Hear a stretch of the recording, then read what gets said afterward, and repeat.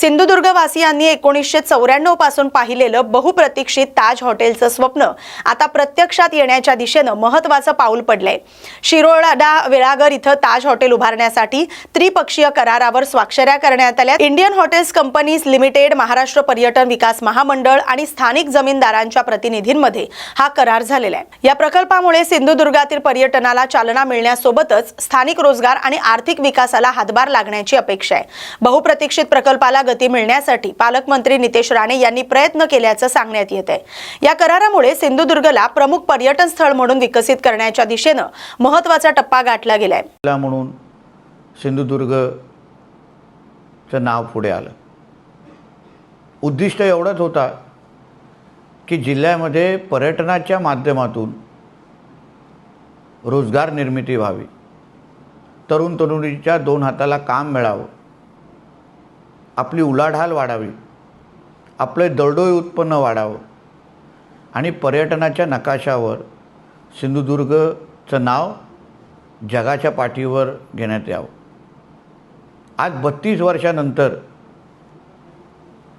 आदरणीय मुख्यमंत्री देवेंद्र फडणवीसजींच्या उपस्थितीत आणि दोन्ही उपमुख्यमंत्री आणि पूर्ण मंत्रिमंडळाच्या उपस्थितीत MTDC, ताज हॉटेल आणि स्थानिक संघ यांच्यामध्ये त्रिपक्षीय करार झाला। या करारामुळे आता आपल्या सिंधुदुर्ग जिल्ह्यामध्ये पहिलं पंचतांत्रिक हॉटेल, 5 स्टार हॉटेलचा मार्ग मोकळा झालेला आहे। या 5 स्टार हॉटेलमुळे आपल्या जिल्ह्याच्या दरडोई उत्पन्नामध्ये, स्थानिक बाजारपेठामध्ये आणि तरुण तरुणींना दर्जेदार नोकऱ्या मिळण्यासाठी मार्ग मोकळा झालेला आहे। आता आपल्या जिल्ह्यामध्ये दर्जेदार खर्च करणारा पर्यटक येईल, बाजारपेठामध्ये हातभार लावेल आणि जिल्ह्याच्या विकासाला अजून मोठा करेल। या निमित्ताने मी आदरणीय राणे साहेबांचं, स्थानिक आमदार म्हणून, माजी मंत्री म्हणून दीपक केसरकरजींचं, आदरणीय निलेश राणेजींचं, आदरणीय रवी चव्हाणजींचं, सगळ्या जणांचं मनापासून आभार मानतो। त्याचबरोबर आमच्या जिल्हाधिकारी मॅडम असो, त्यांची पूर्ण महसूलची टीम असो, MTDCचे सगळे ज्येष्ठ अधिकारी असो, त्याचबरोबर पर्यटन मंत्री आदरणीय शंभूराजे देसाईजी असो आणि सर्वात महत्त्वाचं म्हणजे स्थानिक जे संघ आहे, नागरिकांचा जो संघ आहे, त्यांनी जे अतिशय सकारात्मक भूमिका घेतली, जे सहकार्य केलं, त्यामुळे आज आपल्या जिल्ह्यासाठी विकासाचे दरवाजे उघडे झालेले आहेत। यापुढे आमच्या तरुण तरुणींना रिव्हर्स मायग्रेशनच्या निमित्ताने परत एकदा आमच्या सिंधुदुर्ग जिल्ह्यामध्ये येण्यासाठी त्यांचे दारं मोकळे झालेली आहे। आणि मी जाता जाता एवढंच सांगेन, ये तो सिर्फ शुरुआत है किंवा ये तो सिर्फ ट्रेलर है, पिक्चर तो अभी बाकी है। अजून खूप असेच पर्यटनाच्या दृष्टिकोनातून रोजगार निर्मिती करण्याचे प्रकल्प आमच्या सिंधुदुर्गाच्या उंबरठ्यावर उभे आहेत। मी सर्व सिंधुदुर्गकरांचं जिल्ह्याचा पालकमंत्री म्हणून मनापासून तुमच्या कोल्हापूर शहरातील नागरिकांवर पाणीपट्टी दरवाढीचा अतिरिक्त आर्थिक भार पडण्याची शक्यता आहे। कोल्हापूर महानगरपालिका प्रशासनानं पाणीपट्टीच्या दरात वाढ करण्याचा प्रस्ताव तयार केलाय। गेल्या काही महिन्यांपासून हा विषय चर्चेत आहे। शहरातील पाणी पुरवठा व्यवस्था अधिक सक्षम करण्यासोबतच आवश्यक विकास कामांसाठी निधी उपलब्ध व्हावा या उद्देशानं दरवाढ प्रस्तावित करण्यात आल्याचं प्रशासनाकडून सांगितलं जातंय। दरम्यान महापौर रुपा राणी निकम यांनी देखील पाणी पुरवठा व्यवस्था आणि शहराच्या विकासासाठी प्रस्तावित दरवाढीबाबत सकारात्मक भूमिका घेतली आहे। मात्र या दरवाढीमुळे नागरिकांवर नेमका किती आर्थिक भार पडणार हे अद्याप स्पष्ट झालेलं नाही। त्यामुळे प्रस्तावित पाणीपट्टी दरवाढीच्या निर्णयाकडे कोल्हापूरकरांचं लक्ष लागलंय। नमस्कार, जय श्रीराम। अतिशय महत्त्वाचा आणि क्लिष्ट विषय म्हणजे कोल्हापूर शहरातील पाणी सुरळीत करणं। या विषयावरती खरं तर गेली 4 महिने खूप ओहापोह झाला की प्रशासनानं दरवाढीचा प्रस्ताव कोल्हापूर शहरासाठी आणला होता. खरं तर मीच या विषयाला विरोध होते, कारण मी कोल्हापूरमधली महापौरच्या अगोदर एक लेडीज आहे. मला माहिती आहे की पाणी जर नसेल तर काय पद्धतीनं महिलांची कुचंबणा होते आणि काय पद्धतीनं सगळ्या गोष्टींच्या अडचणी निर्माण होतात. त्या दृष्टिकोनातून आम्ही पहिल्यांदा कोल्हापूरवासियांना सुरळीत पाणी देऊ आणि मग दरवाढ करू याच्यावरती मी ठाम होते आणि म्हणून आम्ही वाढ केली नव्हती. परंतु थोडासा अभ्यास या महापालिकेचा करता इन्कम सोर्स फॉर KMC याकडे पाहताना एकही असं खातं नाही की ज्या ठिकाणी आपल्याला कर्जाचा बोजा आहे. आणि त्यामुळं थोडंसं आपल्याला नवीन नवीन चांगल्या संकल्पना, उपाययोजना पाण्यावरच्या, जसं की रोबोटिक लिकेज शोधणं असू दे किंवा आज महानगरपालिकेतील कर्मचारी वाढवून आपण पाणीची बिलं वेळेत त्यांच्याकडे पोचवणं, कारण 3-3, 4-4 महिने बिलं आपण त्यामुळे देऊ शकत नाही. खूप तुटवडा अगदी बाकी सगळ्या गोष्टींचा आहे. मग लिकेजेस खूप मोठ्या प्रमाणामध्ये आहेत. या सगळ्यासाठी आपल्याला निधीची गरज आहे, त्याशिवाय आपण चांगलं काम करू शकत नाही. आणि म्हणून थोडीशी पाण्याची दरवाढ करणं गरजेचं आहे. याला मी सुद्धा सहमत आहे. परंतु विश्वास देऊ इच्छिते कोल्हापूरवासियांना की खूप काही असा बोजा त्यांच्यावरची पडणार नाही. ग्रामीणचा जो दर आहे तो आता आपल्या शहराचा आहे, त्याला थोडीफार फक्त आपण दरवाढ त्याच्यामध्ये करत आहोत. आणि मी एक या अनुषंगाने ग्वाही देऊ इच्छिते की नक्की यामुळे आपल्याला जो इन्कम सोर्स महापालिकेला होणार आहे त्याचा उपयोग आपण या सगळ्या त्रुटी दूर करण्यासाठी करून आपण कोल्हापूरला येणाऱ्या वर्षभरामध्येच लोकांचा हा पाणी प्रश्न अतिशय चांगल्या पद्धतीनं आदरणीय भारूड साहेब आणि प्रशासन यांच्या मदतीने नक्कीच आपण सॉल्व्ह करू. दरासंदर्भात थोडंसं वरिष्ठांशी सुद्धा बोलणं झालेलं आहे, त्यामुळे थोडासा फक्त दरवाढ होईल, जास्ती काय होणार नाही. आणि उद्याच्या GB तोही फायनल निर्णय घेतला जाईल. या पाणी प्रश्नाच्या अनुषंगाने कोल्हापूरवासियांना सुद्धा एक विनंती करू इच्छिते की हा नैसर्गिक पाण्याचा साठा आहे तो जपून वापरा. इवन कोल्हापूर शहरामध्ये कोणाच्याही भागामध्ये गळती असतील पाण्याच्या, त्यात आमच्याकडे सगळ्यांनी कोल्हापूर महानगरपालिकेकडे सगळ्या त्या नमूद कराव्या, कारण आम्ही पाणी गळती थांबवणार.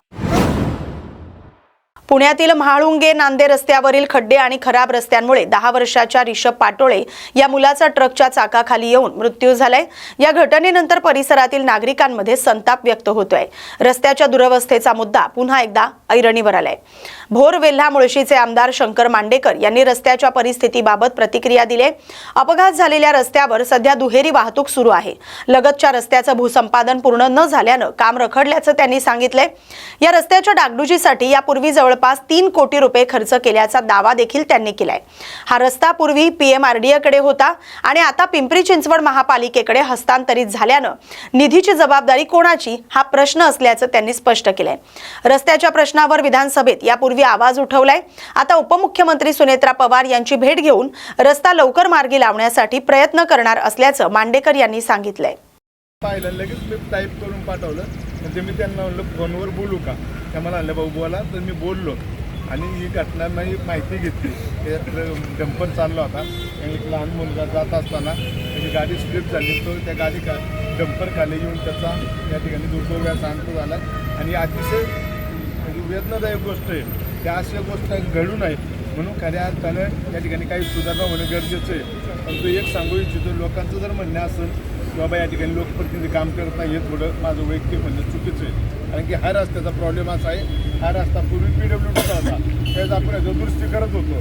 परंतु ही PMRD आली, ह्या रस्ता आणि TP स्कीम आल्यानंतर ह्याचं पूर्ण अधिकार हे PMRDकडे गेले. परंतु मधल्या काळात PMRDची TPला नोटिफिकेशन निघालं, परंतु TP कॉर्पोरेशननी PMCनी करायची ती PMRD ह्या वादात पडलेली आहे आणि ह्याला खूप मोठा विलंब 8-9 वर्षाचा वेळ गेला आहे. तरी मधल्या काळात त्या रस्त्यावर मी वेगवेगळ्या माध्यमातून दुरुस्ती करण्याचं काम मी स्वतः या ठिकाणी केलेलं आहे आणि आज पण त्याच्यावर बजेट मागतोय.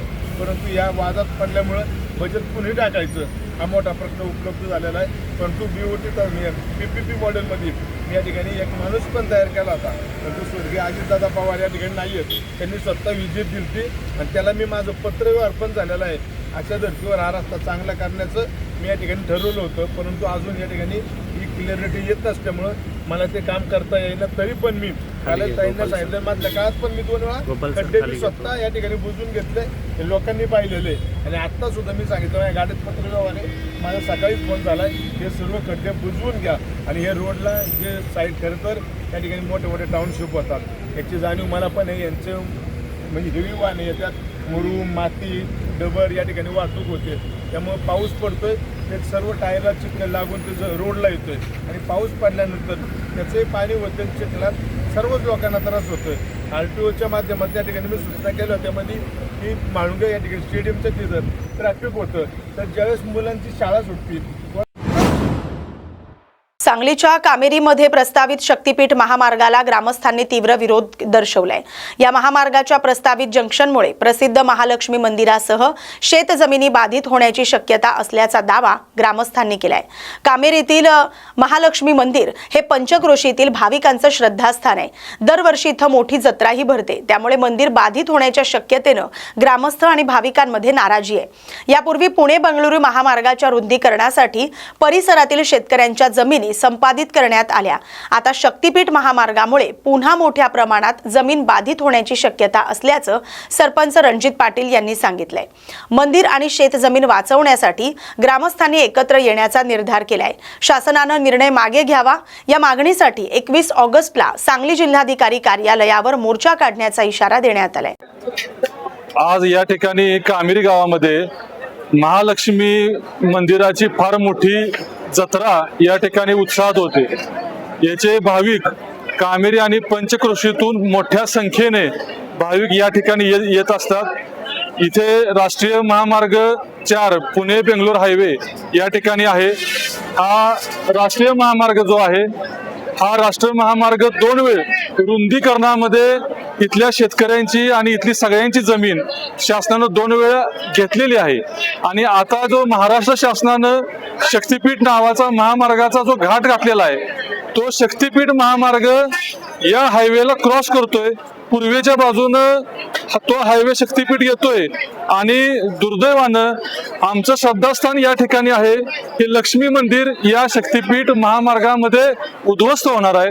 जवळजवळ या ठिकाणी 2 हायवे एकत्र आल्यामुळे जंक्शन या ठिकाणी होणार आहे आणि या जंक्शनामुळं इथल्या शेतकऱ्यांची एकाची 4 ते 5 एकर जमीन असे अनेक शेतकऱ्यांची जमीन दोन्ही बाजूला पश्चिम बाजूला आणि पूर्व बाजूला दोन्ही बाजूला या शासनानं जमीन आकारलेली आहे. आणि शक्तीपीठ म्हणजे अनेक मंदिरांना जोडणारा रस्ता आणि हे सुद्धा शक्तीपीठ आमच्या दृष्टीनं हे लक्ष्मी मंदिर सुद्धा एक आमचं शक्तीपीठ आहे. अनेक शक्तीपीठांना जोडताना आमचं शक्तीपीठ उद्ध्वस्त का असा प्रश्न आमच्या सगळ्या ग्रामस्थांचा शासनाला आहे.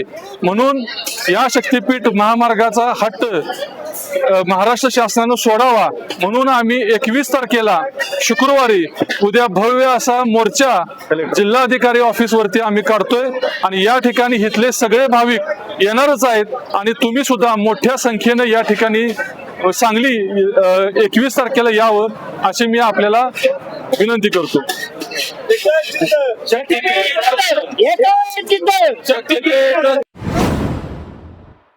या बातमीसोबतच महाराष्ट्र बुलेटिनमध्ये आता इथेच थांबतोय. अशाच महत्त्वाच्या बातम्यांसाठी पाहत राहा न्यूज मराठी 24/7. नवा भारत नवा विचार.